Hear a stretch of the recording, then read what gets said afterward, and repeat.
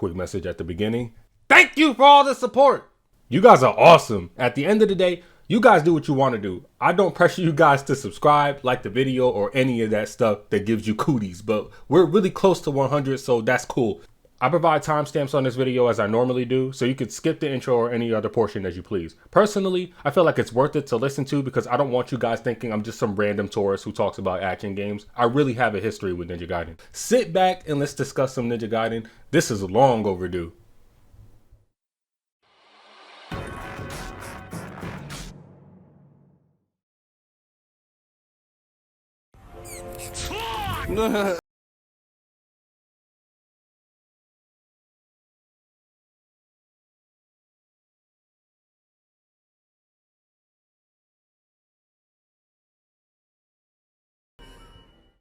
Howdy, my name is SP. Before this review starts, there will be minor spoilers. You have been warned. I recommend playing this game for yourself, but I will do my best to make it feel as if the controller is in your hands. Take this time to grab a snack and relax. We're going to talk some Ninja Gaiden. Let me take you guys back. SP was 8 years old. I've always been a night owl as a kid, and I would be up 3 hours past my friends at sleepovers. So by the time I wake up, they're already functioning and doing whatever kids want to do. One of those days, I woke up to my friend playing a game called Ninja Gaiden 2. I could watch him play it for hours. I even got to test it out myself and I fell in love immediately. We would play it in front of people and the fiends would jump out at you, which scared everyone and everyone went running. Ninja Gaiden was my introduction to this subgenre. Not only is it my first character action game, it's my favorite game of all time. Now, something I wish I recorded was when it was first revealed. When I tell you all it took was seeing a millisecond of water for my heart to sink, that is how big of a fan I am of this series. And on that day, I probably screamed the loudest I ever had out of joy in the longest time. Seeing this game become a reality is unreal to me because I'm very realistic when it comes to expectations. I told myself it's not happening and that's fine. That's the one game I wanted to be wrong about, and I was. I love Ninja Gaiden. I love the community it introduced me to. I love how it shaped my taste in gaming. Bro, it's funny. People who don't play these games the way we do don't know how good we have it. I love y'all, good and bad, because the bad ones make y'all believe stuff is trash while we know it's good. They're easier to weed out. This is the last thing I'll address before we move forward. For those of you who don't know, newcomers specifically, welcome to our community by the way, or ones who haven't thought about it, Ninja Gaiden 4 is the most important action game of this console generation. Granted, I'm playing on PC, but the point I'm making is that character action games have run themselves dry in the AAA space. There's multiple indie releases I'm aware of, trust me, I'm not hurting for a good stylish action game. The last monumental CAG was Devil May Cry 5, preceded by Nier Automata during the same console generation. Of course, we can cherry pick the other good ones we know about on the Xbox One and PS4, but they weren't as successful as these two. Fast forward to the most recent era of gaming, and we have Bayonetta 3, which divided the fan base. I'll keep my opinions reserved for the decisions they made about that game since I'd rather this channel be about objective facts. Hi-Fi Rush, which I love to death, received poor mismanagement by Xbox and they shut Tango Gameworks, the studio behind it, down. Luckily, it's been revived by Krafton for a sequel, so this section isn't too sad. But despite its overall praise, it didn't meet expectations and didn't garner enough attention for Xbox to want to keep it. We have Final Fantasy 16 as well. Good luck getting another game like that because Square Enix specifically said the sales didn't meet expectations, and I'd rather not step on Final Fantasy fans' toes since they've been specifically asking for Square Enix to go back to their original Final Fantasy formula. Then lastly, we have LSA. I'm not going over that again. I have an entire video talking about that whole situation.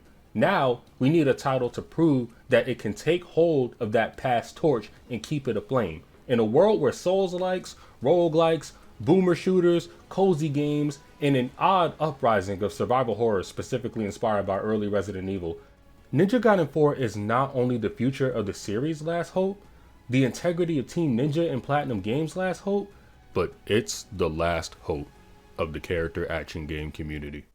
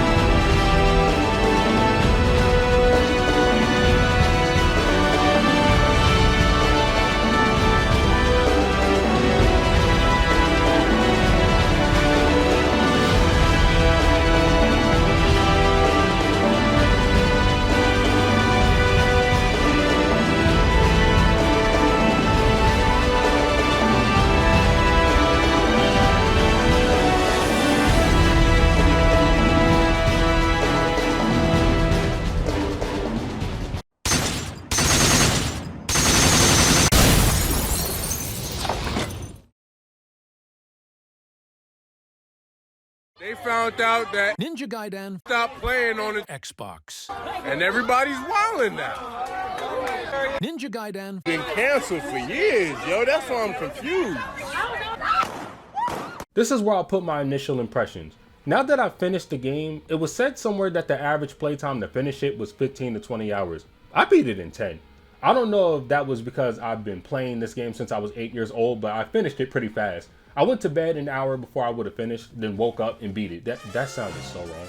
I want to let this be known that I'm not going to be one of those reviewers constantly glazing Ninja Gaiden Black and Ninja Gaiden 2 to justify whether or not this is a good Ninja Gaiden game. I know it makes sense to compare the newest iteration to two prime examples, but you have to remember there's literally 17 years between those games. And at some point in time, we have to assume that Ninja Gaiden would have been updated, introduced modern mechanics, and incorporated overall changes. Changes are bound to be made for the sake of changes being made to appeal to a wider audience. Studios will always try something new. Now that that's out the way, the combat is amazing. Most times that I die during enemy encounters are normally when I'm doing my famous, does this work? Can I do this? How about this? Do you know where your children are? And that's exactly what I was doing during my 10 hours. As a new title in the franchise being handled by new developers, I wanted to experiment with what was possible. Did I push it to its absolute limit? Hell no, but I tried. I see people pulling off some crazy stuff and I'm just looking like I'm clearly not seeing the vision. I was trying to get through the story as fast as possible because people were spoiling it 2 weeks early and it was pissing me off. There's a lot of new stuff, but there's also a lot that has been taken away, being replaced by other mechanics that serve the same purpose, net more of a reward, but are way harder to time. So in a way, Platinum Games made the skill ceiling a bit more difficult to reach. Is this game hard? Yes. I can imagine people breaking controllers, not in this economy, and struggling to get past chapter 1. The first time I died to the boss in chapter 1, I just smirked. Like, oh word?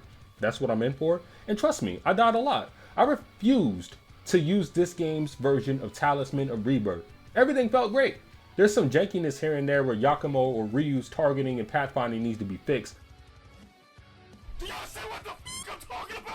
But other than that, the combat is more than serviceable. And as much hate as Ninja Gaiden 3 Razor's Edge gets, the one thing you can't say about that game is that it has bad combat. It just takes a different approach in comparison to its predecessors. There's almost endless possibilities and a lot of timing and cues to learn when fighting enemies and bosses. You'll hear a couple people here and there say, as Simon says, comparing it to Sekiro, but it really isn't. I'll argue that Ninja Gaiden has always followed this combat philosophy where you have to be wary of exposable attack strings and dodge unblockable attacks. It's just that there's an actual cue when it happens now.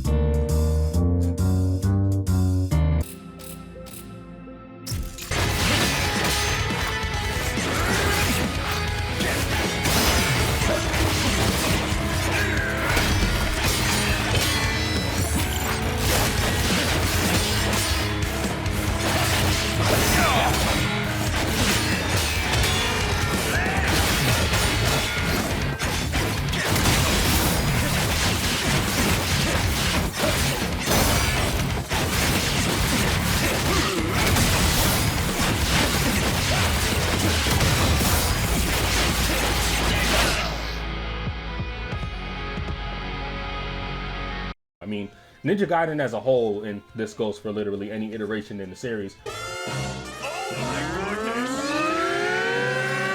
is a much more thoroughly handled game in terms of enemy design and combo design in comparison to most other franchises. So a new faithful sequel of a game that still has that leg up over its predecessors, successors, and the industry is still going to come out on top, especially when the blend was already satisfying the customers. Adding a cherry on top is just overkill, but it's to be expected when handled by a studio like Platinum Games, who are known for being over the top in presentation and overall depth. The conception of this sequel is almost unbelievable because throughout Ninja Gaiden's lifespan, the whole series checks all the right boxes for things people tend to not like in games, and is a prime example for why some titles aren't as popular or aren't considered as titillating.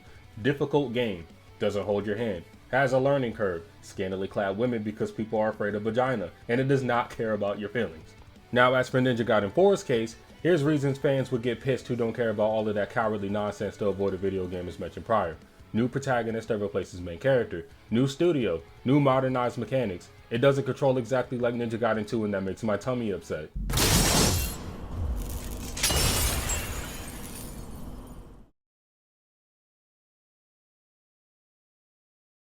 I get why some people are up in arms about the decision to make Yakumo the new protagonist. I was too. I'll be straightforward about that. I really wanted to play another game focused around Ryu, and admittedly, he's arguably my favorite video game character. As I kept playing, I honestly found Yakumo's story fairly interesting. You can say whatever you want about how he looks with the edge and the highlights, but don't forget that I and A exists. Miss Purple Hair has literally been a part of the modern Ninja Gaiden games since its inception, and no one says anything about her hair or attitude.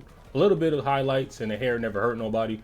I actually think it's interesting that Platinum Games decided to expand on the lore of other ninja clans in the Ninja Gaiden universe. We already know everything about the Hayabusa clan. They sealed away the Archfiend near Mount Fuji, and they reside near it in case Buddy somehow breaks the seal and decides to come back. We already know about how the Dragon Sword is passed down generation by generation, and Ryu was the last to hold it. We already know about the Sacred Eye of the Dragon that the Hayabusa village never keeps in the same location as the Dragon Sword because it's considered too dangerous to have both combined or in one place at the same time. We already know about how the Hayabusa village has a guardian spirit, which revived Ryu and turned him into the Spirit of Vengeance. We know about the sister clan, the Mugen Tenshin clan, which you can learn more about in the Dead or Alive series and the drama they go through. We already know about how the Hayabusa and Mugen Tenshin clan share a common ancestor because one of their ancestors drilled holes in the Tengu. That poor man must have been fighting for his life. We even know about the CIA and how they work closely with the Hayabusa and Mugen Tenshin clan. Sorry, Ryu's the only one I'm after. Seriously, what's with you and Ryu? I know him better than you do, kid. Yeah, Ryu in there, yeah! We've seen Ryu lose loved ones right in front of him or even had to kill them. We even know about how Yaiba killed his childhood best friend. Nice gimps, Hayabusa. Where's your bow gag? We've seen how being a ninja is an emotionless, lonely path that only the most worthy can make sacrifices on. Ryu does not cry, but he mourns. Ryu loves, but he doesn't show it. Ryu cares, and he'll let his actions prove that, because that is what a ninja does. The mission. I see Yakumo as no different, and he's a young ninja that's still developing. Yakumo provides us something that Ninja Gaiden 3 did not. It expanded on the lore of the series and provided us another perspective of someone who holds responsibilities within the same universe and who is the main character of his story from a rival clan. And I think they did a great job with that. You don't get that a lot in any type of story. There's people in the world of the characters you like who are hypothetically fulfilling their own destinies and being successful in worlds that are foreign to the ones they know. While I'm not a fan of prophecies and storytelling, Yakumo is the prophecy. It had to happen one way or another, and regardless of what happens when it comes to prophecies, be it they're misinterpreted or fully understood, whatever happens inside of it or has been foretold will happen. Yakumo is the legend. Where his clan goes from here on out after eradicating the Dark Dragon, we probably won't know. Do I think his character could have been handled a bit better? Yeah. I would say he's too stoic, but that's not fair because Ryu was also the epitome of that. I just would have loved to learn more about his clan. I would have loved to see an alternate timeline where the journey was a bit more grandiose. The setting changes, but it doesn't really feel like he changes. It also feels like the story ends too abruptly. There's definitely a bit of a pacing issue with the levels in the story. I can't wait for the DLC to see what they have in store story-wise to see if they can remedy some of that. I can say for certain that this is exactly what I would view a modern Ninja Gaiden game to be. It checks all the right and wrong boxes for a modern adaptation, and honestly, it was to be expected, and I think it came out at the perfect time where consumers are becoming more accepting of harder games. We'll thank Dark Souls for that. I want this game to be as successful as possible, but I think it's also a good thing to point out some glaring issues with the overall product and this section isn't meant to take away from the game or give reasons as to why people shouldn't buy it. It's great. Trust me, the game is nowhere near bad.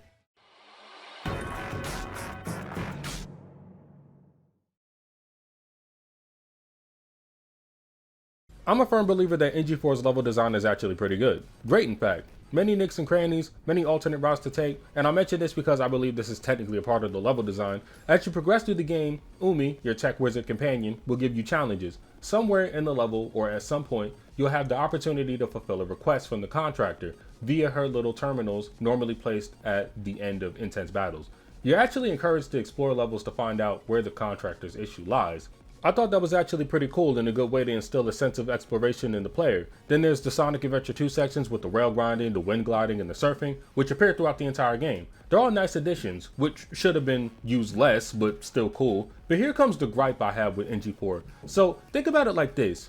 Every section in all games is a lead up to a boss, but it's different this time. I haven't seen anyone state this because maybe they haven't noticed. All major boss encounters are broken up into 3 sections. You'll spend 2 levels getting to the boss, maybe you'll fight some mini bosses in between, then the 3rd level is when you finally encounter them. It follows this formula like 4 times. The rule of 3. So, 3 swords total? So it seems. It's always 3, isn't it? Pardon? 3 keys, 3 stones, 3 swords. Rather predictable, don't you think? Have you lost your mind? No. I just hate it when the creator takes shortcuts.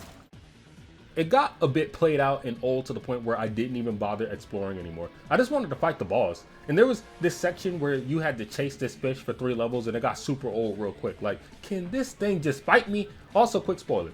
Yakumo meets Ayane and they were going to fight, but Platinum Games thought it was a good idea to tease us with the potential of fighting her instead of actually doing it. I'll admit, that kind of internally pissed me off. You're telling me in that development room, and I don't mean to sound rude, just stick with me, but you're telling me in that development room, the director said, let's add a section where it looks like they're about to fight and just have the fish interrupt them and rob the player of a good boss fight. I would rather fight Ayane over the fish. I feel like a lot of people would share the same sentiment. I'm really trying my best not to hop out of my body and say something that I'll regret, but that was arguably one of the biggest fumbles from a development standpoint.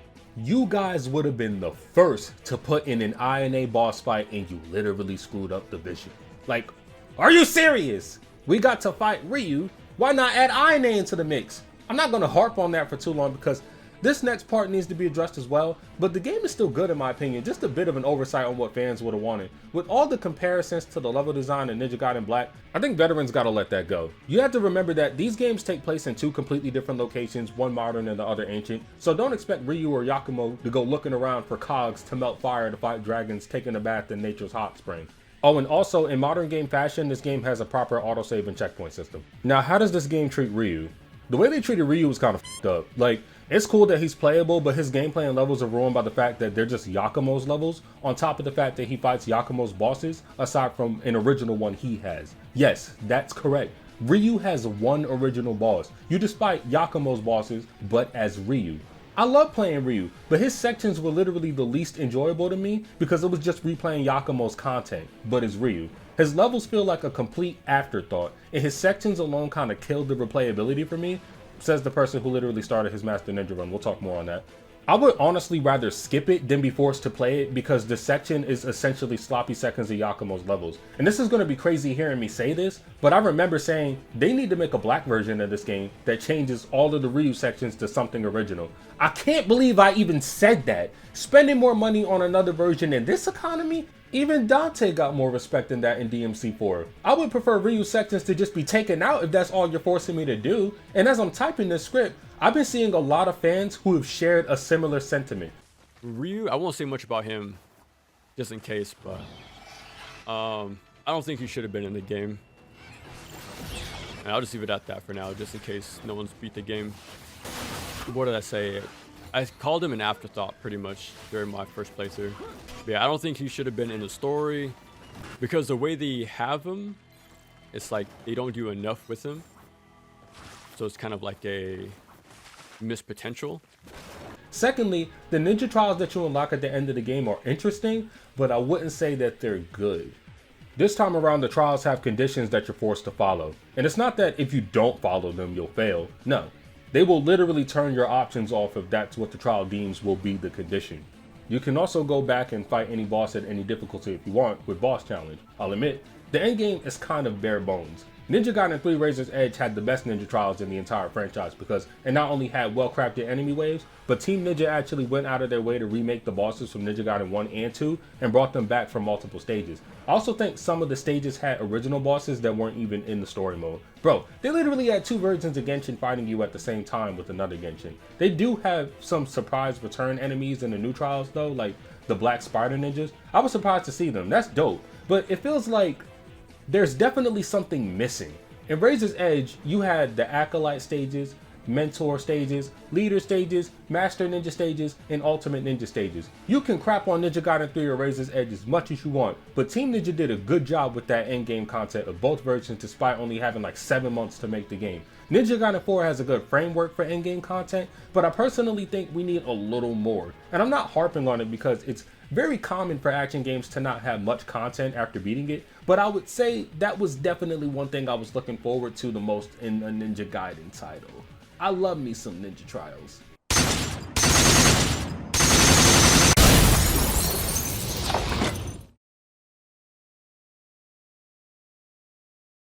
In Ninja Gaiden 4, Yakumo actually operates like a traditional PS2 character where you have to buy and upgrade moves with the in-game currency. Think about the red orbs from DMC. In this case, every kill nets you Ninja Coin. The Ninja Coin can be used to learn combat skills, so it'd be very wise to note that you don't start off with Essence Absorption, Flying Swallow, any on-landing techniques in the Azuna drop. And don't forget the guillotine throw.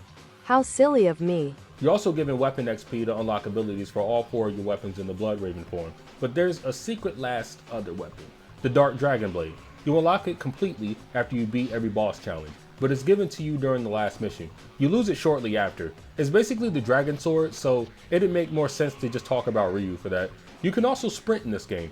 You don't have to constantly rely on dodge jump tech, but it's still effective in comparison to sprinting. The last thing that has everyone raving about this game is that there's consistent air juggling now. So how is the combat? Let's start with Yakumo. In order to explain that, we'll have to talk about his weapons. Takaminikata, a cursed weapon passed down in the Raven clan that takes the shape of dual katanas, which are most likely going to be your weapon of choice for most of your first playthrough. Yotozen, a lance used to pierce your enemies. Magatsui, a staff much akin to Ryu's lunar staff. Kagehiriko, a weapon of many specialties. It could be sharp glaive-like projectiles, bombs, or even an extra set of arms. Yakumo has a form exclusive to himself called Blood Raven form. The usage of this mechanic is controlled by a meter, much like how Ninpo was in Razor's Edge. But unlike in Razor's Edge, Blood Raven has a meter that builds passively. You can make it come back faster by landing hits on enemies. In this form, Yakumo unleashes powerful moves, and all of his weapons have their own specific properties within Blood Raven. Takaminikata turns into an elongated sword, Yotozen turns into a drill, Magatsui turns into a hammer, and Kagehiriko is kind of a jack of all trades. Blood Raven form is also important because it allows you to break through a boss's stance when they're planning to do an unblockable attack. This leaves them staggered, and maybe some people have pointed it out, but you actually do more damage to them in a staggered state. And don't worry, the Azuna drop is back.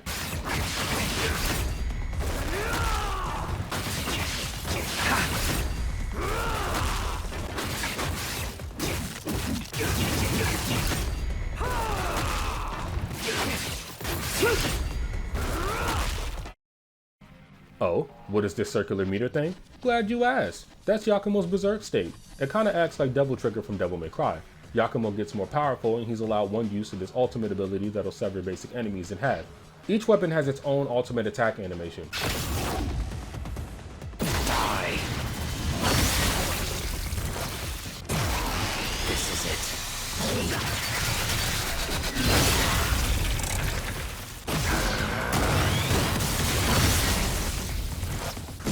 This'll hurt.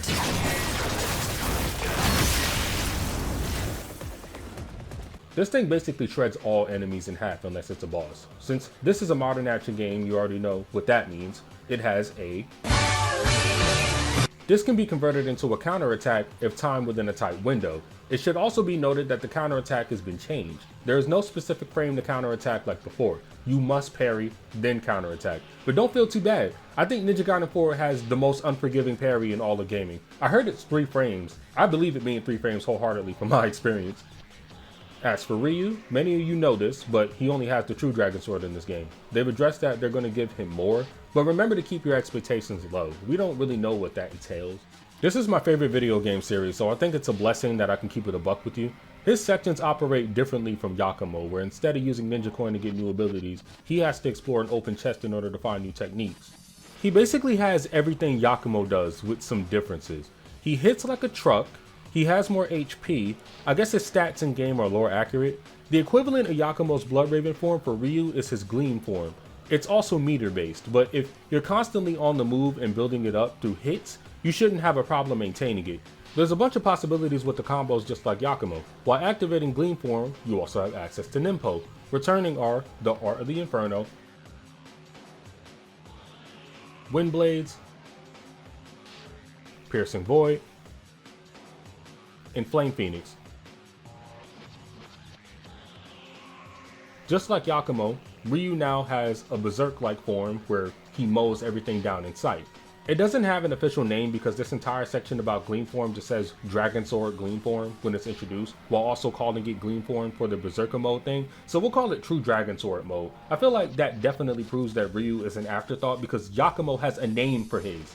Another thing we can call it is True Obliteration mode. I'll let you guys decide. True Dragon Sword mode or True Obliteration mode. One last thing, I have no idea if this is a glitch in what has it, but there's a reliable animation cancel you can do by activating Yakumo's Blood Raven form and Ryu's Gleam form during a dash. You can also do it to animation cancel for max damage on staggered bosses.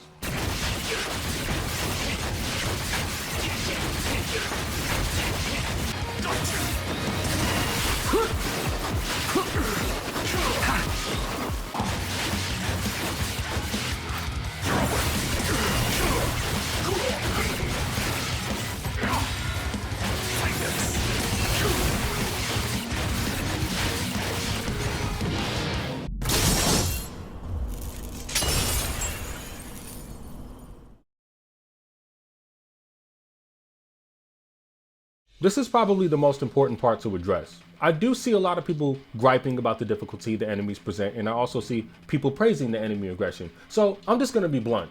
The enemies are arguably just as unforgiving as older Ninja Gaiden games. If you see someone posting videos talking about, I'm running circles around the enemies and they're not even touching me, this isn't Ninja Gaiden, without even taking into account that one, your running speed is literally faster, and there's also enemies that close the distance very fast the further you get into the game and can blindside you. If you're that worried about the game being hard, then beat it and go straight to Master Ninja.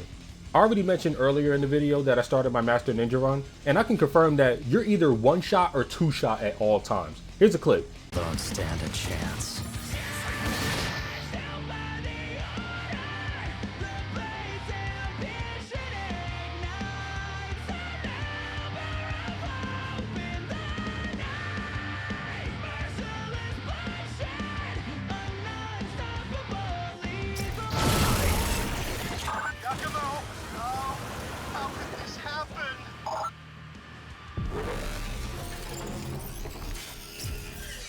I was genuinely struggling to stay alive. A lot of people are claiming that Ninja Gaiden is starting to go on the Simon Says route when the enemy flashes dark, but they'll only make that argument for bosses. In a one-on-one encounter, it's much easier to handle, but I'd argue that the enemy encounters in Ninja Gaiden have always been harder than the bosses. The boss is always your fault, but there's admittedly a lot that's out of your control in enemy encounters, and I think that's fair to say across all games.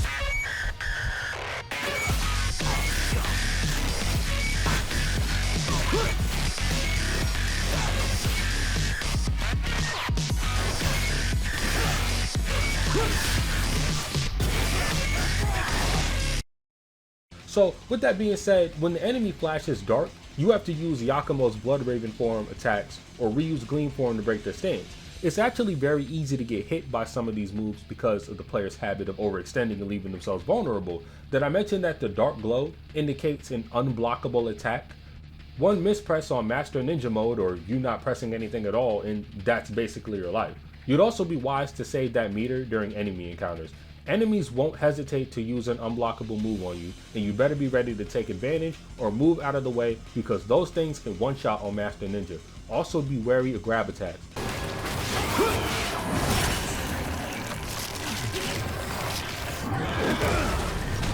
Platinum Games definitely understood the assignment because there's an assortment of annoying enemies that can ruin the 2 minutes you've been alive, sending you back to the nearest checkpoint. There's definitely some enemies I could live without, but to each their own. Here's a quick fun fact. Enemies on Master Ninja difficulty can actually block your fully charged UTs and guillotine throws. Do I have footage of the guillotine throw being blocked? No. I'll be honest, I've spent more time making this video than playing. I actually would prefer doing that. Extreme Gameplay said the enemies react like that to the guillotine throw though. Go check them out too. One last thing to address is the suck to target thing the community has an issue with. It most definitely is a big issue. I personally don't think it's really a thing for the characters we play when you press a button, but I think it's specifically a huge problem for the enemies. It needs to be addressed as soon as possible. After getting further in Master Ninja, the cracks most definitely show in a bad way, and they become even more noticeable on higher difficulties. This goes for melee enemies and projectile enemies. They just track you no matter what's going on. I'm all for a game being hard, but I also think the enemies do a bit too much damage. Platinum Games, please change this.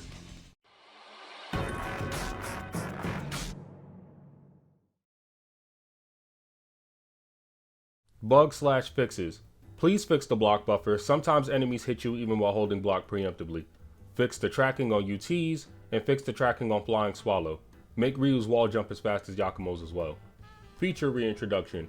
Add the OT kickback. Add the standard launcher back. Add proper counterattacks back. And add more interactable walls. As for endgame, give players a reward for completing Master Ninja. Please add more Ninja Trials, with and without restrictions, but specifically like Ninja Gaiden Black and Razor's Edge. Add returning bosses from Ninja Gaiden Black 2 and 3 Razor's Edge in boss challenging trials. More playable characters, Ayane, Kasumi, Momiji, Rachel, and Hayate. Please change this in an update and actually allow us to fight Ayane as a boss before the shark. We were robbed! Even though the Dark Dragon is basically Yakumo, please add Yakumo as a boss fight. Add unlockable outfits. Keep adding DLC, pay to free, that's up to y'all. I love Ninja Gaiden 4, I think it has the potential to be even more amazing than it is. Thank you.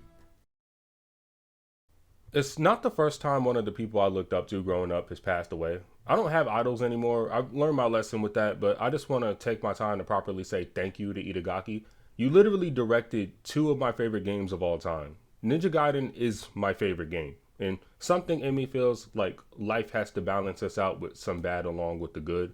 Was Ninja Gaiden basically a dead franchise? Yeah. Are we getting a new one? Yeah. But in return, the man who was responsible for its soul had to depart before we could really enjoy ourselves. I guess that's an equivalent exchange for you.